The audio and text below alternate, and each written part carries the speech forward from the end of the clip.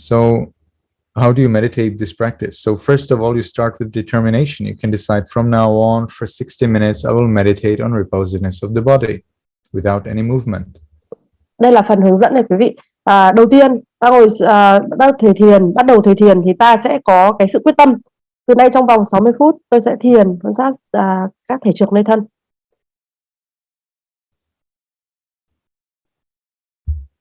And if you're walking, you say from now on for 60 minutes, I will meditate on reposiveness on the body, reposiveness of the body while walking. Nếu mà thiền đi thì ta nói là từ nay trong vòng 60 phút tôi sẽ thiền trên quan sát các thể trượt nơi thân khi đi.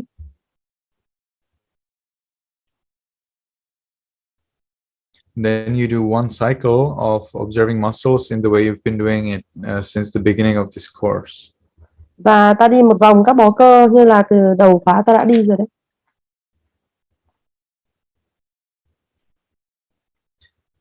And then you can start at the bone marrow and you will meditate on the impermanence, unsatisfactoriness and not self of the bone marrow, the bones, the muscles, fat, skin, and hair and body hair.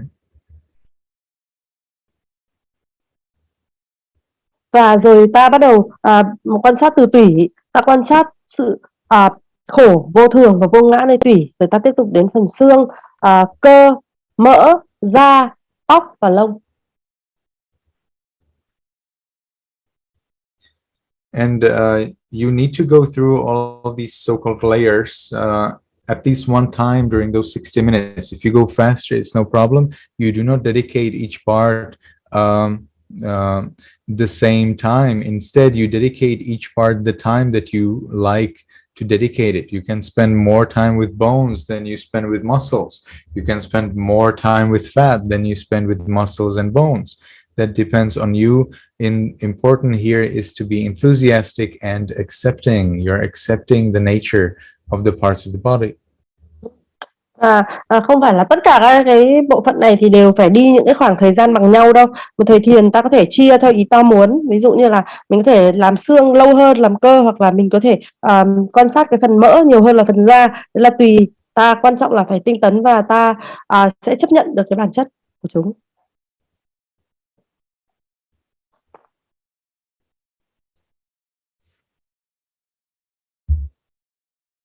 Okay, you cannot know everything. I also don't know everything, and I believe that many doctors today, or doctors generally, still the science today doesn't know everything. So you do not need to expect that you will know everything. You just know whatever you know, and gradually you improve.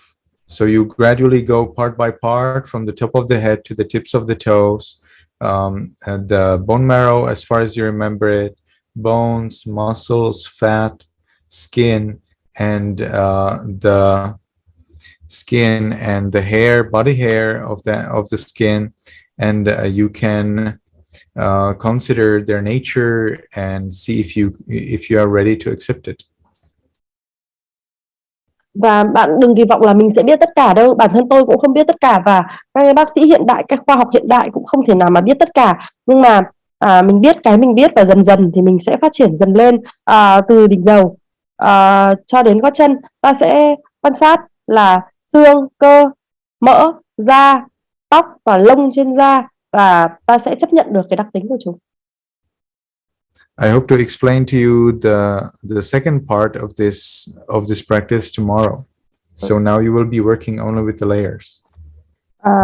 Cái phần cái thể trượt thì mai tôi sẽ hướng dẫn kỹ hơn nữa, nhưng mà hôm nay thì ta đi từng cái lớp như là sư vừa nói thôi ạ. Xương, cơ, mỡ, da, tóc và lông. Okay, so does anyone have any questions about the practice? Có ai có câu hỏi gì về cái việc thực tập không? Thực hành có ai có câu hỏi không?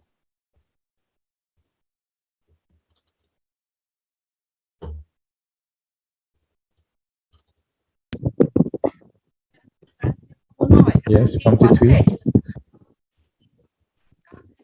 Thì cách mình quán cũng như là quán các bó cơ ạ. Ví dụ như là quán xương thì mình cũng rằng là ơi, em không nghe được chị ơi. Chị nói đi ạ. Ăn mút rồi mà em nghe đi chưa? Rồi ạ. Dạ. Chị tắt hộ quạt đi chị ơi. Chị tắt hộ quạt đi. Cho em. Rồi ạ. Dạ thưa bà Ante, con muốn hỏi rằng là cách quán các thể trượt thì cũng như là cách mình quán các bó cơ phải không ạ? Ví dụ như mình quán thể trượt của xương thì mình cũng đọc rằng là mình chấp nhận cái sự thay đổi và tự nhiên quên. Nặng và luôn biến đổi đúng không? Chấp nhận cái đặc tính nặng và luôn luôn thay đổi của vùng xương đỉnh đầu như là đang diễn ra hoàn toàn tự nhiên. Xong rồi mình cũng lần lượt quán đến xương của trán, xong rồi các vùng khác, mắt mũi, đúng không phải bạn? Phải không? She has a question. She has a question about practice. For example, when she observed the bones, then she would say, she would think, I accept the heaviness and change of the bone in the top of the head, and then the forehead, and then going down. Is it? Yes, that's right. You consider all of those parts, part by part, piece by piece, location by location, as far as you remember them. Đúng rồi ạ. Kể cả là quán xương cơ hay là mỡ da tóc lông, mình cũng giống như là quán các bó cơ, các vị trí của nó cũng tương tự như vậy à? So for all bones, muscles, fat, skin, hair, and body hair, she go from top down like the muscle. Didn't I just now answer that question? Yes, you answered with the bones, and she asked the other layers just do the same. I think I didn't speak about bones. I think I said about all of the layers. Sư nói về tất đấy chị ơi. Dạ. Vâng, tất đấy chị. Như thế ạ. Và vậy con hiểu rồi, tất cả các phần khác thì cũng tương tự như vậy. Vâng, đúng rồi. Con hiểu. Trên rồi. Dạ. Con cảm ơn Bante ạ. Sādhu.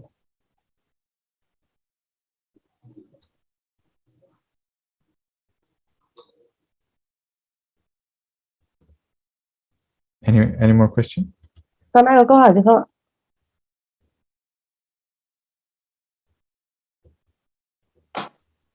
Có ai có câu hỏi nữa không? Chat box qua lần. Ai ạ? Trong chat box anh có câu hỏi của Lê Lan. Anh giơ tay lên ạ? Trong cái box đó chị, có phải có một số trường hợp không thực hiện quan sát các thể trượt ạ? Chưa hiểu câu hỏi là sao? Một số trường hợp không thực hiện quan sát. Em nghĩ họ hỏi là tức là có một số phần không thể quan sát được hay sao hả? Trường hợp không thực hiện. Cô Lê Lan ơi, cô giơ tay lên hỏi không hiểu gì.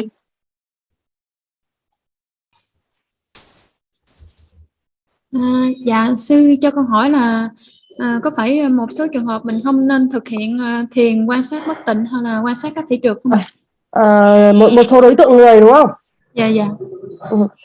Bante, is there some? Yes, I'm listening. Is there some contraindications for observing repulsiveness of the body? It means, are there some cases that people shouldn't follow this practice?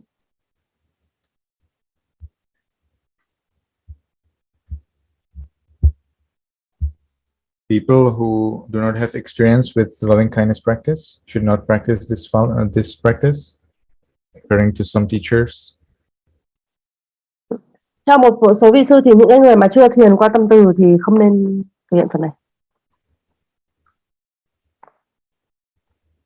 So you need to practice loving kindness together with this practice. However, because we will dedicate only 2 days of meditating this method, you are not in danger.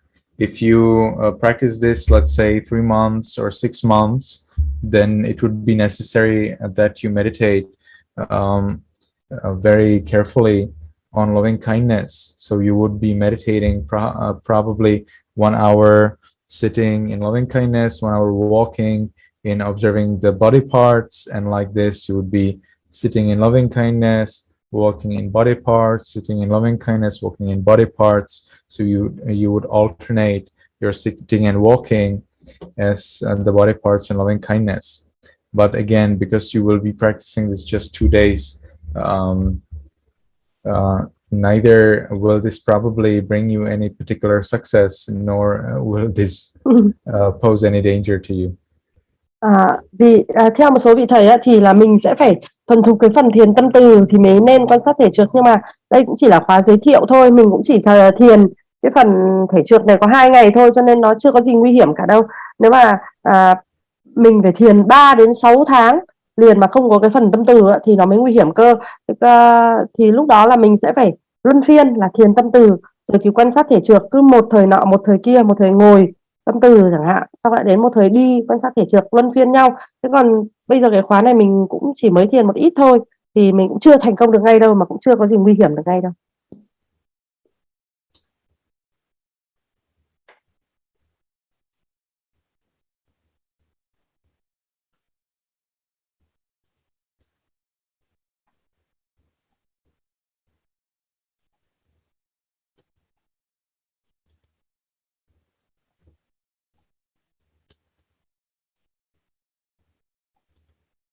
Okay, what else? Còn gì nữa không ạ? Ai hỏi vậy? Chị ơi, Phương, gì? Cô Anh kìa. Cô anh hỏi đi ạ. Bật mic. Hỏi là ban nãy có cái bạn đã hỏi rồi, nhưng mà con vẫn chưa rõ lắm. Giả dụ như là con khi con quán các bao cơ mà con như phần đi thì là con cũng quán từ dưới chân lên đến đỉnh đầu ạ, và quán lần lượt từ hết xương xong đến cơ và mỡ và da ạ.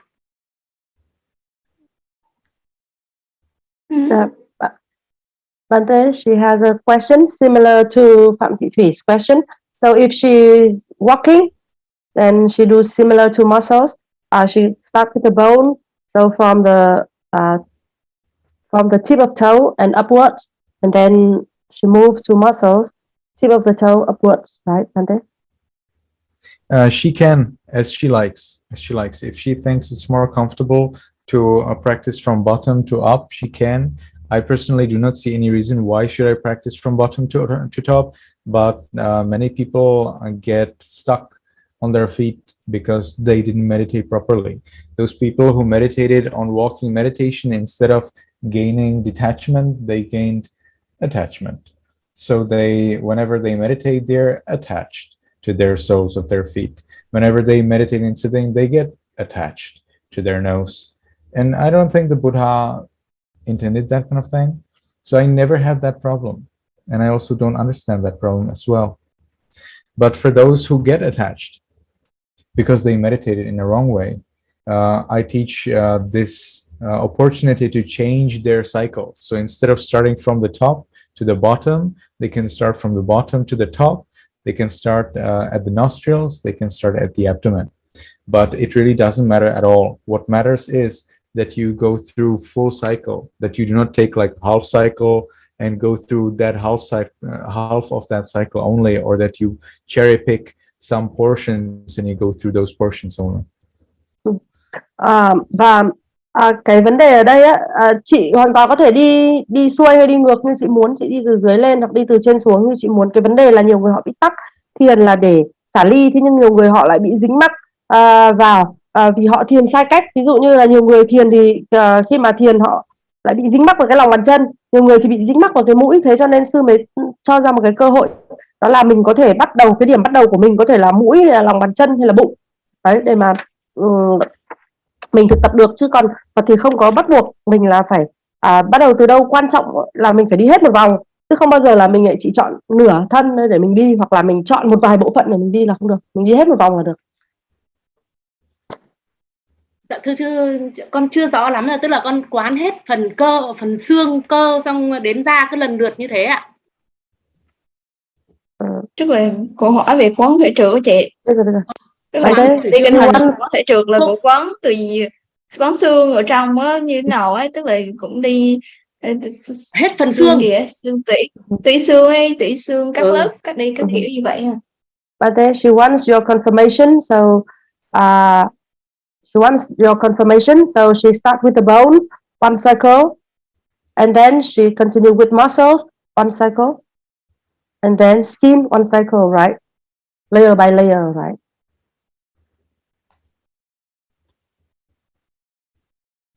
Yes. Yes, that's right. You start first with the bone marrow. First, you start the muscle, but the way how we meditate on muscles is not exactly according to the muscles, you know, they're according to the locations. If you can meditate on the muscles, considering the particular parts of the muscles, instead of these conceptual parts of the body, you know, like forearm and wrist and hand, instead, if you can meditate on the biceps, triceps, extensors, flexors, that's much better. So when we start our meditation, we start with this conceptual muscle meditation, which is still good, but it is not as exact as it could be. It can be better. So we start with this conceptual style, but then when we meditate on repulsiveness of the body, we try our best, and therefore as much as you can, you basically repeat meditation on muscles when you meditate on repulsiveness of the body. So you start with muscles, then you go bone marrow, bones, and muscles again, and then fat, skin, and hair, body, hair, and then you go again bone marrows, bones, fat, bone marrows, bones, muscles, fat, skin, body, and body hair, and hair and body hair. So in the beginning, the meditation on muscles that you follow is rather conceptual, and it's easy so that everyone can follow it without any knowledge of muscles. That's why it is the way it is. But when you learn more knowledge, then you can make use of it and follow the muscle meditation more exactly when you meditate on repulsiveness of the body. Vâng, tức là tại sao lúc đầu mình lại bắt đầu với bó cơ là bởi vì cái phần này nó dễ và ai cũng có thể hiểu được mà chưa cần có kiến thức, nhưng mà nó là cái phần căn bản thôi. Khi mà mình học nâng cao lên rồi, mình phải hiểu là bó cơ ấy thì không phải là nói đến bó cơ ở đó mà nói đến cái cơ, nhưng mà vị trí là ở cái đó. Thế cho nên là đầu tiên mình sẽ bắt đầu với bó cơ, mình sẽ quan sát một vòng bó cơ. Thế xong sau đó ấy, thì mình bắt đầu với xương. Xương thì mình cũng đi từng phần và mình nghĩ là xương ở cái vị trí đầu, xương ở vị trí trán, đấy là xương ở vị trí nào. Thế xong xương rồi thì lại đến bó cơ tiếp nhé. Nhưng mà bó cơ này là không phải bó cơ ban đầu, mà bó cơ ở vị trí nào, bó cơ ở vị trí nào, đi dần xuống hay dần lên đấy tùy chị. Thế xong tiếp tục đến lông, xương, xong đến da, xong đến xương, đến mỡ, đến da, xong đến tóc, xong đến lông. Thế xong lại quay lại xương, xong mình lại quay lại là xương, cơ, mỡ, da, tóc, lông. Xương, cơ, mỡ, da, tóc, lông. Đó. Tức là đầu tiên là một vòng bó cơ, thế xong rồi cứ xương, cơ, mỡ, da, tóc, lông. Với mỗi cái phần xương, cơ, mỡ, da, tóc, lông là mình cũng đi một vòng, là xương ở từng vị trí một. Đấy. Dạ, con cảm ơn ban tê, cảm ơn ban tổ chức ạ. Thank you ban tê. That's good. Cô Tệ Minh ạ. Gì đây? Đúng rồi. Tệ, dạ. Dạ. Mình bật mic lên đi ạ. Tệ Minh. Cô hỏi đi ạ. Cô Tuệ Minh ơi, cô bật vào cái nút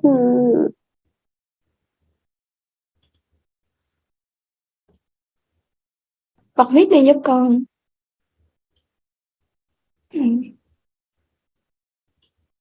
Bật mic lên. Có được không ạ? Không được. Chúng con sẽ chuyển qua câu hỏi khác. Em có gửi ra đó chị. Và vôi xương trắng là sao? Tức là chỉ quan sát xương trắng à? Tức là từ họ đi mà họ chỉ quan sát xương không ấy. Sư nói quan sát hết cả 5 phần mà. Em biết, chị hỏi cho em đâu phải hỏi đâu. Ở đây chị đâu. Ôi, sư nói là phải quan sát cả xương, cơ, mỡ, da, tóc, lông ấy. Xương cơ mở ra tóc lông à? Vâng, 6 phần đó. Xương cơ mỡ da tóc lông. Vâng. 6 lớp rồi. Ừ. Rồi, câu hỏi của cô Doãn Thị Đông chị. Phương pháp niệm sự chết có hỗ trợ cho thiền quán thị trượt không? Thầy có thể hướng dẫn cụ thể cho chúng con phương pháp niệm sự chết không ạ? Rồi, sư đang nói ấy mà Nhung, sư đang nói hướng dẫn cái quán thể trượt này làm đúng theo ấy. Thì đúng rồi, nhưng mà họ hỏi là niệm sự chết có hỗ trợ cho quán thể trượt không mà? Ok. Câu hỏi câu đó trước đây rồi còn bỏ qua phần hướng dẫn niệm sự chết. Okay. Bante, Yes. so does meditation on death support meditation on the repulsiveness of the body? Yes, I personally believe that all of the vipassana practices should support each other. Loving kindness practice supports vipassana practice, and vipassana practice supports loving kindness practice. But meditation on breath can support meditation on death. The question is death. Yes, I've already said yes. Yes. But I'm further explaining that different parts and different kinds of different methods of meditation can support each other. So yes, meditation on death supports meditation on repulsiveness of the body, and plus other meditation practices can support meditation on repulsiveness of the body, and meditation on repulsiveness of the body also supports meditation on death. Yes. And many other meditation practices support meditation on death. For example, meditation on breath should support your meditation on death. In the same way, meditation on breath should support your meditation on repulsiveness of the body. In fact, there are 42 parts of the body you can consider, and the last of the 42 parts is breath. I see. Vâng ạ, cái câu hỏi của cô là phương pháp niệm sự chết có hỗ trợ quán thể trượt không? Câu trả lời của sư là tất cả các cái phương pháp thiền vipassana thì đều hỗ trợ lẫn nhau, và phương pháp thiền tâm từ thì hỗ trợ cho vipassana, và vipassana cũng hỗ trợ cho thiền tâm từ, và ta có thể thấy là các cái phương pháp thiền khác nhau thì sẽ có sự hỗ trợ lẫn nhau. Ví dụ như là thiền quán sự chết thì thực ra là hỗ trợ cho thiền quán thể trượt, thiền quán và các cái phương pháp khác, thiền khác nó cũng vẫn hỗ trợ thiền quán thể trượt, và phương pháp thiền quán thể trượt cũng hỗ trợ các phương pháp thiền khác, và phương pháp thiền quán hơi thở thì cũng hỗ trợ cho thiền quán sự chết, và cũng hỗ trợ cả thiền quán thể trượt. Như vậy thực ra là có 42 phần của cơ thể có 42 phần, và cái phần cuối cùng, phần thứ 42 chính là hơi thở.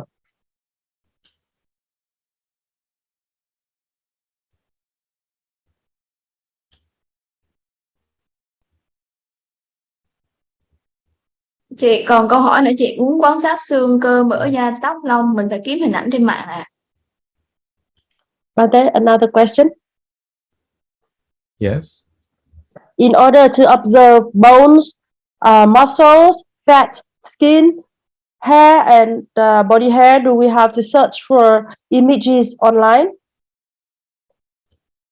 Do we have to search for images on the internet in order to observe bones, fat, muscle, skin, hair, and body hair? I have already shown you those images, and that should be enough. Những hình ảnh mà sư vừa mới cho xem ấy, thế là đủ rồi đấy ạ. So you don't I won't accept if during our interview you say, well, I couldn't meditate 6 hours because I was searching images of the bones and the muscles. Tôi không chấp nhận cái câu hỏi là ơi con thiền không đủ 6 tiếng bởi vì là con thiền không đủ 6 tiếng đâu bởi vì con đang mải đi tìm hình ảnh trên mạng. Thế Võ Văn Việt Yes, even if you spend 12 hours searching images of bones and muscles and other body parts, not even a single minute will be counted in your meditation practice. Con bỏ 12 tiếng đồng hồ ra nghiên cứu về các cái hình ảnh này trên mạng thì cũng chẳng một phút nào trong 12 giờ đó được tính vào cái thời thiền nữa đâu nhá. Thế person needs clarification. That is, when you say bone, you say just the white bone, or do we have to observe the marrow inside as well? You can, because you observe both marrow and also the bone, it depends on you whether you want to observe marrow separately and bone separately, or marrow separately and then bone with marrow together. But as when I meditate on it, and it seems that others also do it, they meditate on marrow separately and then bone together with marrow at the same time. That is because many bones do not have marrow, so it would be complicated for you when you meditate on bones. Oh, this bone contains marrow. Oh, this bone doesn't contain marrow. You can do that. You definitely can do that. But I think it's maybe a little bit too much stress on you if you are not professional in this field. Oh, so Bante, so we do one circle of muscles and then marrow, right? Before we go to bones, right? That's right. You always start every of your meditation session. When you follow any of my meditation courses, you always start with one cycle of observing muscles. That's your warm-up practice. That's not necessarily part of meditation. It's just something that you do to explain to your mind that now you're going to meditate and you want to be in peace. Yes, Bante. So I want confirmation now. One circle muscles, and then marrow, and then bone, and then muscles, and then fat, and then skin, right? And then hair, and then body hair. Dạ. Yes, hair, body hair. Yeah. Dạ dạ. Tại lúc nãy sư không có nói rõ cái xương ấy, thì sư hiểu là xương là liền với tủy. Thế nhưng mà bây giờ anh Việt hỏi rõ lại là cái phần quan sát tủy nữa, thì con xin đính chính lại là sư nói là vì có một số cái xương ấy nó có tủy bên trong, nhưng một số xương thì không có tủy bên trong, cho nên là bây giờ mình cứ quan sát xương xong rồi nghĩ là cái này có tủy cái kia không có tủy thì nó rất là rắc rối. Thế cho nên là ta nên quan sát tủy trước, thế xong rồi thì ta sẽ quan sát cả xương và tủy cùng một lúc. Tức là khi mà nói đến xương ấy thì là ta sẽ hiểu là một số xương có tủy trong đó. Thế như vậy tức là cái vòng của ta sẽ là đi một vòng bó cơ, xong rồi đến tủy, xong rồi đến xương, xong rồi lại đến cơ, xong đến mỡ, xong đến da, xong đến tóc và lông ạ. Dạ, một vòng bó cơ này, tủy, xương, cơ, mỡ, da, tóc, lông. Đó, đúng ạ.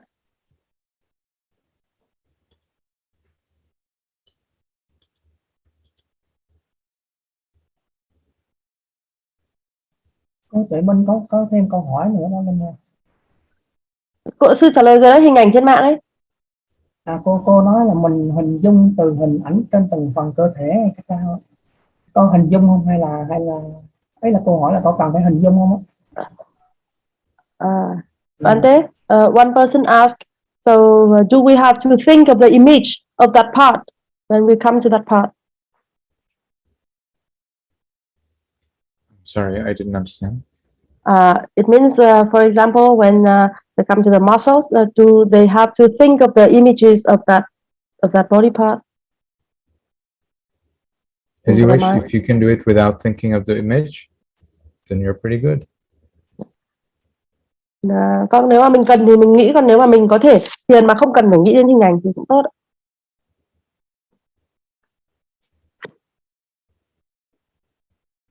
Any more question? Có ai có câu hỏi nữa không ạ?